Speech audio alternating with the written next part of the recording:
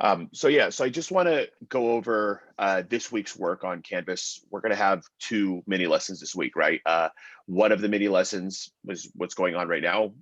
In the past, I just recorded this and posted a video, but I think it's helpful, like whenever we have class face to face with each other, I always try to give people, one of the things that we do is we spend a lot of time going over the essay prompt as they become more and more kind of involved or complex, right? Like it's really important that like we think of the essay prompt as like this is the job that we have for the essay, or this is kind of the idea that we want to be approaching or what we want to be writing about in the essay. So really having some time to like go over the essay prompt in detail. And if you have any questions working on the essay prompt, and for people who are watching this video who weren't able to make the live session, if there's any questions you have about the prompt at all, you can email me, you can email Chris. And we're going to have a discussion this week specifically focused on brainstorming for this essay prompt and asking each other questions, because I think that that's the beginning of the writing process, right? Is like really kind of sitting there and saying like, here's the prompt, here's some ideas that I have that are, I think about like little idea seeds, right? Like really small ideas that we're going to let grow and turn into something larger for the essay that we're going to write. So we got a while to work on this essay. But the beginning step, kind of like thinking about like we're writing all the way along, the beginning step is just going over the prompt and starting to brainstorm a little bit for what we might write about. So let me share my screen really quick, and then we'll take a look at this prompt together and kind of go through Canvas a little bit. So first, just breakdown of like any other week. You're going to find the essay prompt just right here under prompt for essay 2. Here's a link to the essay prompt, and then I'm just going to go ahead and share that essay prompt with you so we can go ahead and take a look at that together. Mm-hmm.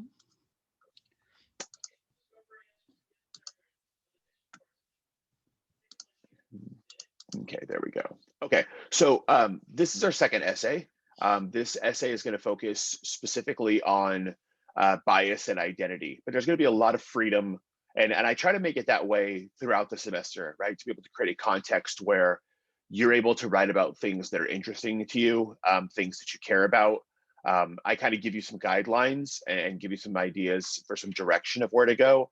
But I also want you to really think about ideas that are engaging for you, right? Ideas that you're passionate about, like identities in the case of this essay that either you share or they're important to you. Because I think that when we have the opportunity to write about something that we care about, like one, it makes the writing process a lot easier. But two, I think it really like gets you engaged and creates the opportunities for some really powerful writing because it's something that we're invested in, right? In any situation where it's something that like we care about or that we're curious about, like there's a lot more opportunity to like really dive into something than maybe in a situation where it feels like we're just getting something done and kind of going through the motions. So there'll be some freedom in the choices that you have for essays and which one you want to write, and then kind of like thinking about like really some direction of where you can go. And then even within those choices, there's several different directions of where you can go with your writing. So just really quick, like the background for this essay. We've read chapter 6 of Blind Spot, right? We watched and or read several sources that reveal the ways that people are impacted as a result of stereotypes and how our society kind of either teaches or reinforces these biases, right? And so we talked about that in our discussion post about like where single story perspectives come from, right? If they're created, whether we're looking at them, through television, or they're reinforced through popular culture, or they're reinforced through stories that we hear or people's experiences that they're telling, whatever the case is, like these single stories that Adichie talks about are reinforced, right? They're told and they're kind of like repeated again and again, and that's what leads people to internalizing or believing these ideas to be true. So Adichie argues, right, in Danger of a Single Story, that a one-dimensional view or this idea of a single story of either a societal group or a culture can create bias and can lead to damaging judgment, right? I mean, that's kind of her argument, is it like when we only see something one way, we start to believe that that one way is the only thing about that group or the only thing about that person or whatever the case is. And then ultimately that can lead to some pretty damaging judgment, right? So for your second essay, you're going to have the opportunity to explore this idea of what the impact is of stereotype and bias, right? So I'm going to give you three different options of where you could explore for this essay, and then potentially a fourth if none of these three are really the direction you wanted to go for this essay. I try to give you the option in this class, from here forward, of if one of the prompts doesn't stand out to you, if it's an idea that maybe the reading made you think of something else and you wanted to go in a different direction, I'm totally open to that. The only thing that I ask is if you choose to go in kind of a direction where you create the essay prompt, or you want to write about something that maybe doesn't fit within one of the three essay prompts, you just talk to me first, just to make sure that you're on the right track and that it works with the readings and kind of fits with the parameters of the assignment. And then there's a lot of freedom and direction where you can go if you want to explore something different other than these three options here. But I think I tried to make these prompts pretty wide so that there's some different direction where, depending on how you wanted to go with these readings, you could go in one of these three directions. So essay prompt number one. So what I'll do is I'll go through these essay prompts, kind of read through them, talk through kind of what I think it means to address these prompts. And then if you have any questions about where to go with these prompts or where one might go with these prompts, let me know. And then also kind of give you some ideas or some examples of where I think you could go with this prompt if you choose to select either 1, 2, or 3. So essay prompt number one. And for this essay, you're only picking one of these three options, right? Sometimes people want to blend them a little bit and say, oh, I'm thinking of doing a little bit between 1 and 3. That could possibly work also. But again, if that's something that you want to do, like, we could talk about it a little bit and just kind of see, what direction you were thinking of going. But for this essay, when I give you prompt choices, you're picking one of them and then using that as the direction for your essay. So in the last essay, you only had one prompt, right? And that's what you wrote about and that's what you focused on. Whereas for this one, you're going to pick whatever one you want and then dive into that to explore for your essay. So essay prompt number one, choose an identity that's revealed in Danger of a Single Story, Born a Crime, or an identity of your choice, and use ideas from Danger of a Single Story and chapter 6 from Blind Spot to analyze the ways that our society, our culture, and institutions create single stories or stereotypes to dehumanize people with this identity. So this is pretty similar to the discussion post that we had last week, right? In the sense that the goal of, or previous week, right? The goal of this essay would be that you're picking a specific identity, right? Whatever one that you want. It could be something that Adichie talked about in her Danger of a Single Story. It could be an identity from Born a Crime, or it could be one of your choice, right? Like whatever identity that you want to. It could be an identity that you have. It could be an identity that's important to you, maybe related to family members, maybe something that you read about. Whatever the case is, you're picking an identity. So let's say, for example, that I chose to do this essay, right? I think an identity that's pretty important to me, one that I would have picked here, is to look at thinking about the single story identity of an immigrant. And maybe specifically for this essay, I would say, well, what is the single story identity of immigrants from Mexico, right? And that's an identity that's important to me because my dad immigrated over to this country when he was really young, right? He came over here originally as a migrant farm worker and was undocumented. And then over the years, by the time I was a college student, became an American citizen, right? And so that's an identity that's important to me. It's, I have a lot to say about it. I have pretty strong feelings about it because it's part of who I am, right? And so let's say I pick that one. Now what my job would be is to analyze, one, what is the single story identity, right? What do I see? What do I kind of hear when I hear about, immigrants from Mexico? What is the single story identity that I hear? What is the kind of the stereotype of that group and what's been created? Next, where do I think that comes from? So if I really start thinking about this idea, I remember even from when I was younger, seeing in the news, right? Hearing early on politicians, like a governor California used to have named Pete Wilson, who was very much so against undocumented immigrants or really cracking down on immigration in this state. I would talk about maybe examples that I see in the news currently or things that were happening during the Trump administration. But I would really talk about here's what I think the single story identity is, and here's where I think that idea that comes from. Like, in other words, what are some of the forces that are reinforcing that idea? So if I turn on the news and I hear people saying, oh, well, there's a migrant caravan and people who are coming through the border are bringing drugs and things like that, then maybe I could start to say, oh, well, this is why people would believe that the majority of people who are immigrating to this country are dangerous or are violent or are bringing drugs or something like that. Like, what is creating that bias or what is creating that stereotype? And then the last part of this, if I'm building this essay, is to really think about, well, why is that bad? What is the problem and how does that affect people who share this identity? And so maybe one of those things I can really look at is think about examples of, are people met with feelings of distrust?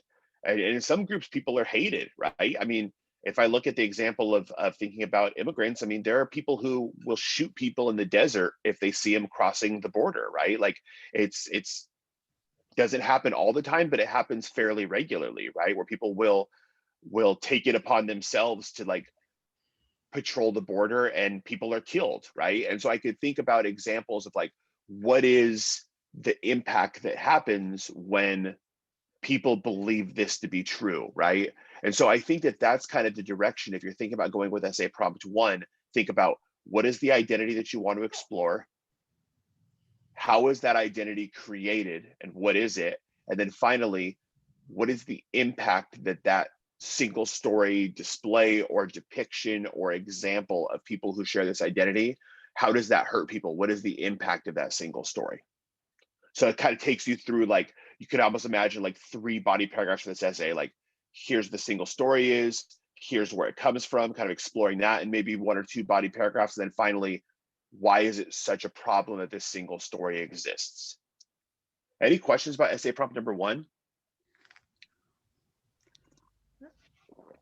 I have one question. So let's say you have an identity that matches one of the identities shown in Dangerous Single Story or Born a Crime. Should you focus on one or the other, like personal experience of the book, or can you use both of them to kind of talk about the identity? Yeah, so both would be perfect, right? I mean, I think it's one of the things where you want to make sure that you're using the book, right? That we're falling back on specific evidence. And that's one of the things that we talked about in our mini lesson last week, is this idea of like, using quotes can make your ideas stronger. So if my experience matches up with something that I read, that's one of those really great opportunities for really like reinforcing the example that I'm giving from my personal life. So if you think about that idea, think about, yeah, here's my personal experience that also relates to what it was that I'm reading about, right? And I think that could be a really strong example, because your experiences with this matter, right? Like, your own personal experiences, the things that we've seen, maybe sometimes things that we've read about, of like, oh, I've experienced this before. This idea of danger of a single story, like, I've experienced before. I've seen my dad experience it before. I've seen my dad be in situations where like he was treated unfairly because of his identity and because of people's perception of his identity, right? And so I would definitely say, if you have personal experiences, that would be a great opportunity to use them. And we'll talk about this Thursday how we can connect and take our personal experiences and relate them to the reading. And that's what we'll talk about with framing quotations. Thanks, Chris. I have a question. Yeah. When he say when we're writing about the identity, and he says something that I read, do we have to put it in a quote? If you're using, yeah, if you're using the exact words from what you read. And I had to put also the name of the writer and Exactly. okay. Yeah. But Yeah. not the page. Yeah, you'll put the page. We'll talk about that next week. I'll show Okay. some stuff for works cited and for in-text citation. But yeah, you would put, it's on Canvas from last week. You would put the quote, right? And then in the parentheses, if you don't use the writer's name in the sentence, you put the name of the writer in the parentheses. And if you do use the writer's name in the sentence, you just put the page number. Okay. Okay. Okay, so that's essay prompt number 1. Essay prompt number 2. So in chapter 6 of Blind Spot, Banaji and Greenwald argue that the most serious consequence of stereotypes is their role in causing violence, imprisonment, and even death and their role in cutting off opportunities that make for a full and productive life. So that's a pretty big argument, right? So they're saying, to paraphrase them, that stereotypes, the problem with stereotypes is that they can cause violence, imprisonment, and even death. And then they can take opportunities for people having full productive lives and rip them away, right? So my question for you to think about in this essay is, using an identity from one of our readings or an identity of your choice, write a well-developed essay where you either support because you agree with this idea, or refute, meaning argue against this idea that's presented in Blind Spot. So I'm not saying you have to agree with this. You could agree with this 100%. You could disagree with this 100%, or you could be somewhere in the middle, right? But if you think about this essay and you think about at the heart of what they're saying is, they're saying stereotypes lead to violence. They lead to people being put in prison. They can even lead to death. And then what's so problematic about them is that they can take away people's opportunity for a full and productive life.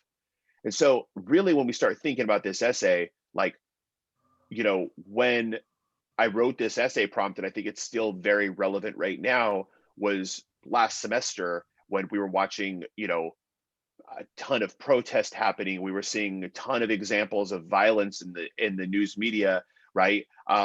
Thinking about things like related to police violence, thinking about things related to Black Lives Matter, right? Like, doesn't have to be the direction that you go in, but that's kind of one of the directions. Just like that was what was happening in the world, and there's still examples of things that are happening now. And so I would say, like, based off of this, do we think that creating stereotypes can create increased amount of violence towards people? Can it create people's deaths, right? Like, can it cause people's deaths, like cause others to act out violently towards each other, or just take away people's opportunity for a full and productive life? And we've seen examples of that, right? And so I would say, if you're choosing essay prompt number 2, think about whatever example you want. Maybe you have personal experience with this, right? I know that a lot of people do, unfortunately, and you could talk about that, right? I've had last semester, a student wrote a really powerful essay about the single story perspective of being a gay male, and about some of the situations where he's been in, where he felt like, you know, put at risk. He felt like, you know, it was a situation where he was a victim of violence. But then it can also be, maybe even, it doesn't have to be as extreme as violence. But if we think about this idea of like not being able to live a full and productive life, that a lot of times we're in situations where like a lot of our rights are taken away, right? Mhm. By society, by people in power, by all sorts of situations. And so, like, you know, if we think about that example, this is really up to you, where we could say, do I agree with this idea? Yes or no, or somewhere in between. And what example would I use to support whether or not I agree or disagree, or what examples would I use? So it's really kind of asking you to dive into this argument that these writers are creating, and saying, yes or no, right? Like, and why? What's going to help me create this argument? Mhm. Mhm. Any questions about that one? Uh, can you explain me the word stereotype in your own word? Yeah, so I think a stereotype is like, what a really easy way to think about it is to think about, like, I like that idea. Like, that's why I love Adiche's piece so much, is because she calls it a single story.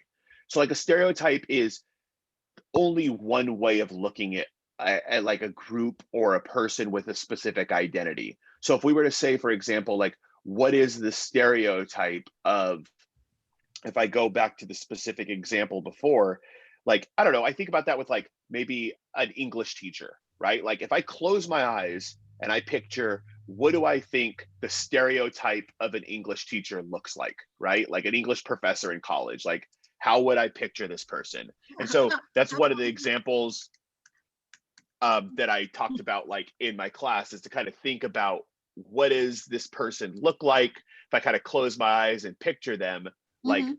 I tend to have, I don't know, like, oh, here's somebody who maybe looks like kind of what I would picture, like, and it's just a stereotype, right? Like, it's not necessarily, I'm going to share this screen really quick, just because I think this is a nice example. Um, it's not necessarily like that this is true, but like, I don't know, check out this dude. Like, when I see this guy, I picture a guy in like some sort of suit. I picture him typically probably to be white, right? A bunch of books in the background, right? And I would say that's just a stereotype, right? It's not necessarily that this is 100% true, but if I Mhm. start looking at this, like I had an English professor in college that looked like this guy, right? That like kind of reminded me of this dude right here. Uh-huh. And so I would say that that's a stereotype, right? That like we create this version in our minds of Mhm. this is what this person or this group is. This has to be true about them, right? And so if we Yes. think about that idea, like going back to the example of like looking at undocumented immigrants and maybe even thinking about my own experience or thinking about my family and my dad and undocumented immigrants, you know, specifically from Mexico, I would say, well, maybe the stereotype is if I'm watching the news, the stereotype is that they're taking people's jobs. The stereotype is that they're, you know, dangerous. The stereotype, and you can start to draw it. Remember Adichie talked about like all she knew about Mexico is what she saw in the news, right? Yes. So when she Mhm. got there, she was in shock. She's like, this is not what I thought it was going to be like Mhm. because I've never been there before. Instead, Yes. I saw a beautiful city. I saw people sitting around cafes. I saw like a life that I didn't picture because all she knew was the stereotype. And so stereotype or bias is just one way of looking at something that unfortunately a lot of people kind of be like, oh yeah, this must be true is what a lot of people believe until you experience something and you see maybe that's not true at all. Okay, got it. Okay, Yes. So now I got it in my brain. good. Sorry. Yeah, and it's one of those things. It's like, you know, we all know it, and then Uh-huh. it's also one of those things that's like a little hard to define because it's like it's something we're so used to hearing about or seeing until we actually like until it's like, well, how do I put that into my own words, right? Like, what is that? In the And so the Spanish. last, Uh-huh. oh yeah, go ahead. In the Spanish, I wonder how we say that word, stereotype. Yeah, I I don't don't know. know. I think that it's also interesting too that like sometimes words from one language to another don't really have like that direct um one for one equal Mm-hmm. because sometimes things are cultural too, Yeah. right? Like Uh-huh. so for example, it's just like one of those things that like maybe if culturally that isn't something that people pay attention to or have given a name to, right? That like there could be examples of languages where like maybe it doesn't even exist. It could be something people do, but if it's given a name, right, that just really depends. It's interesting when you start thinking about like what ideas make it from one language to another or from one culture to another that could be Mm-hmm. very different.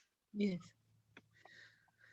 So last essay prompt. Mm-hmm. Um, essay prompt choice number 3. Remember, you're just picking one of these, right? You don't have to write about all of these because that'd be way too much work.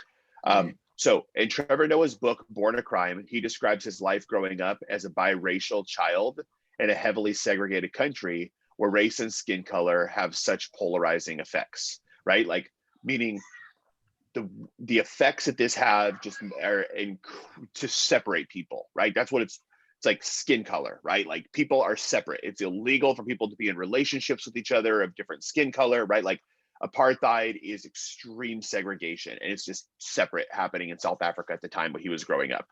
So for this one, you'd be writing an essay where you use ideas presented in Blind Spot and or Danger of a Single Story to analyze his life experiences and how he was affected by stereotyping or bias. So if when you're reading his book, you're seeing, oh, there's a lot of different ways that he was affected.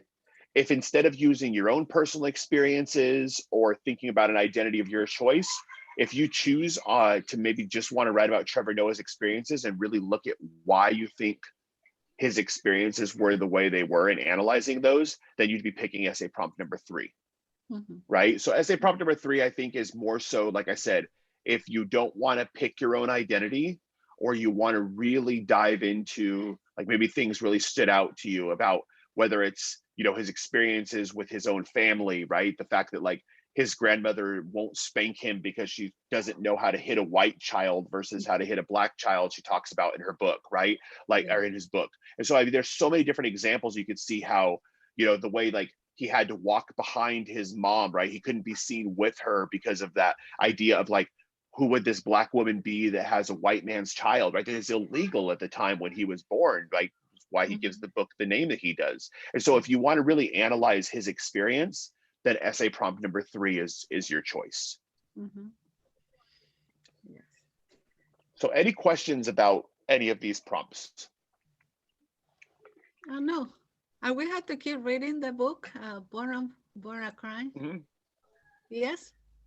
Yeah, we're gonna keep reading it, but each week I'll give you more to read. So I'll keep assigning it just as I'm doing, like where it's like this week you're gonna read these chapters, this week you're gonna read Okay. these chapters. So for this essay, we're as far as we need to be for this book. Okay. And then we're gonna keep on reading, and there'll be more ideas from the book that will build essay number 3. Mm-hmm. So are we trying to use both evidence from single story and blind spot for all of these prompts? Yeah, so that's a really good question. So here's kind of a breakdown, right? So for your essay, here's some things you're gonna have to do, and we're gonna work on this over the next weeks, right? And chunk this up into little pieces to kind of help get these skills built out, right? So you have to have an introduction, right? Prepare the reader for the essay. We worked on that last paper, but we're going to continue to kind of this idea of building context. We're going to talk about building a conclusion, right? Kind of that final so what that's coming up, and we'll focus on that. Break this up into paragraphs with no more than one main idea. But here's the big thing that I want to focus on is that this right in here. Use examples and relevant ideas, information, and quotes, right? Demonstrating your familiarity with at least 2 of the sources we've read and watched, right? So Greenwald and Banaji, which is Blind Spot, Adichie, or Noah. So for this essay, whichever ones you pick, you have to use at least 2 of them. You could use all 3 of them, but a passing essay has to use at least 2 quotes or paraphrases from at least 2 of our assigned readings. So meaning you could use Trevor Noah and Adichie, you could use Adichie and Blind Spot, you could use Blind Spot and Noah, you could use all 3, however you want to do it. You have to use at least 2 of the readings, and you have to have at least 2 quotes or paraphrases in this essay. So this week on Thursday, we're going to talk exactly about this next part, how to frame quotations, because it says you have to have well-framed quotations to introduce the source and provide analysis to explain how the section is relevant to your argument. So that's coming, right? Thursday, we're going to focus on this, like this kind of stuff, doing in the essay, like this is the most important move for English 1, right? To be able to read something, to be able to internalize the stuff that you're reading, and be able to use these ideas to help build your argument. So this is coming on Thursday. We'll spend a whole mini lesson focused on framing quotations and talking about how to use these sources in your essay. But just know that for this essay specifically, and for every essay here on out, like we have to use the readings in our essays. And we're going to talk about how we do that and some different strategies of implementing and pulling those readings into the essay. Mm-hmm.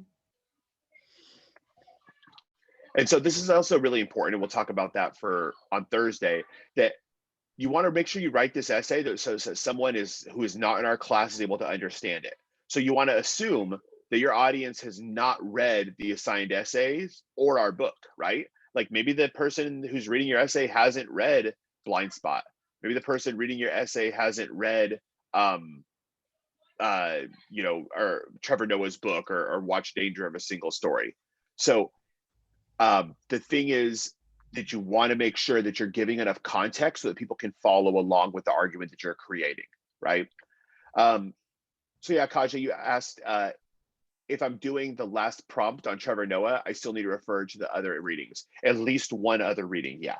So you would be using those other readings to be able to analyze Noah's experience. And so like, for example, let's say the idea is that you're talking about Trevor Noah's experience with his mom and saying how, like I said, that example that I gave about how he wasn't able to walk close with his mom when she brought him to the park, right?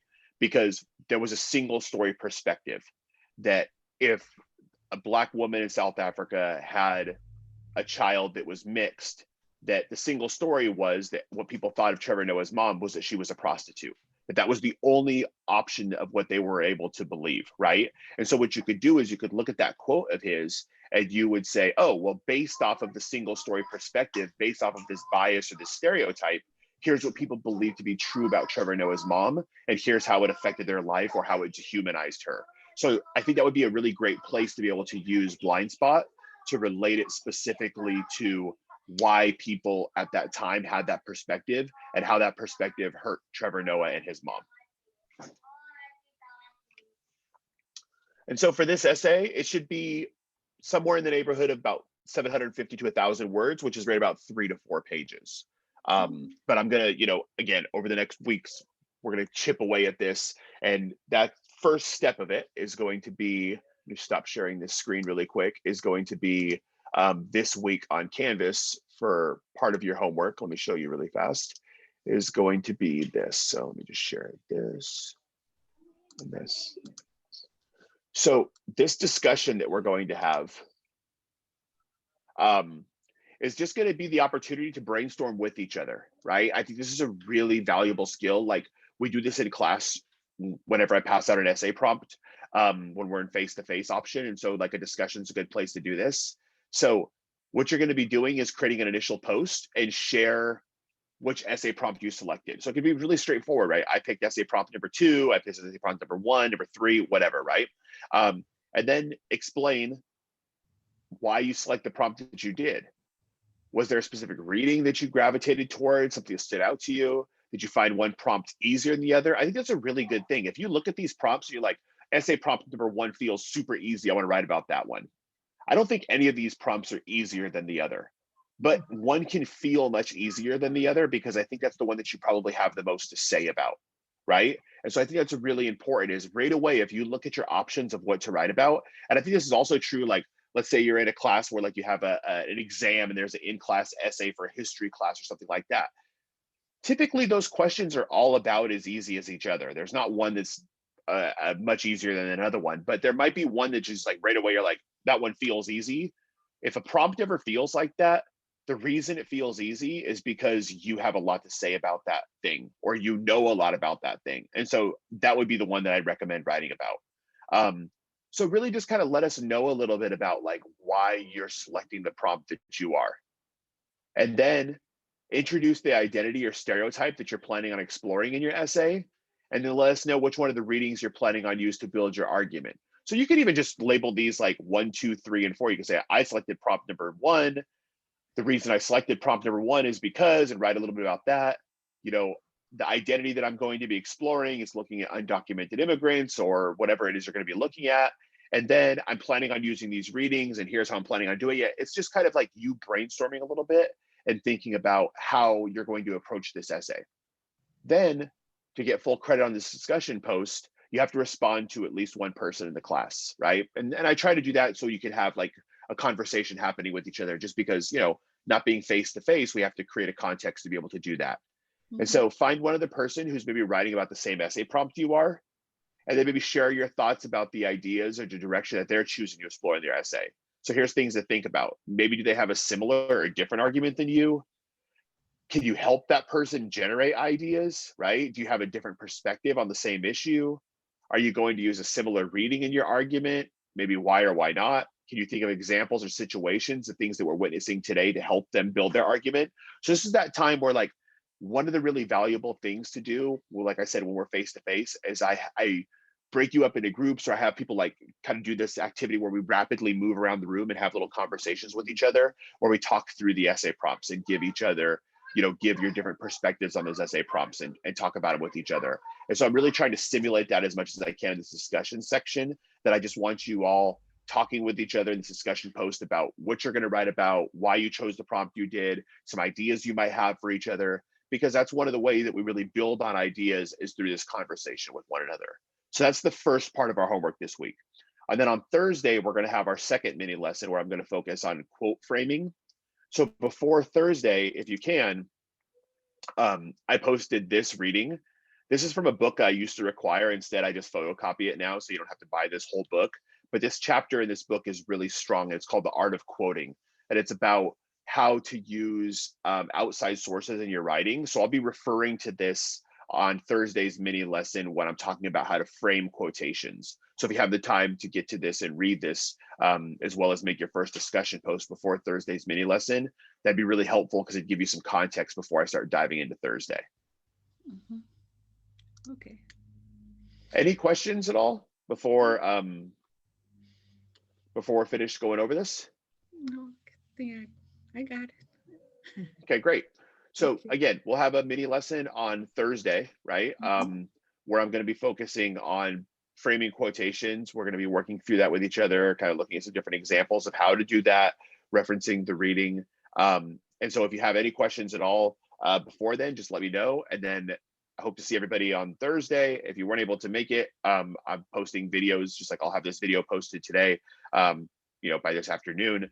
And so stop by, we'll start talking, looking at examples of how to frame these quotations, because that'll be the second part of your homework for this week. Okay, thank you.